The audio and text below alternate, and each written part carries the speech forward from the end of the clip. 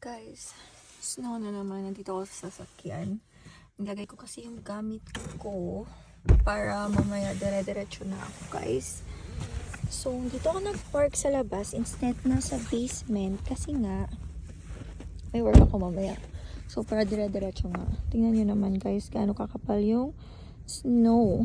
Pagising ko kaninang umaga, nag-snow na. Pero sabi, hihinto naman daw. 50% chances. Pero hihinto daw. Pero tingnan nyo naman. Ganito nakakapal. Oo, ayan. Ganyan siya kakapal, guys. Diba? Nagpalit na rin ako ng sapatos, guys. Oh, ay, tingnan nyo yung lalim na. Ganyan na siya kalalim.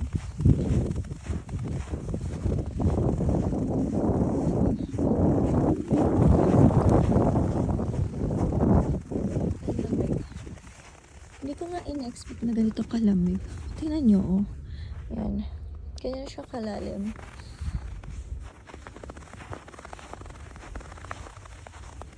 Ay ko. Maglulubog ka na talaga. Anyways, guys. Pasok na muna ako sa work.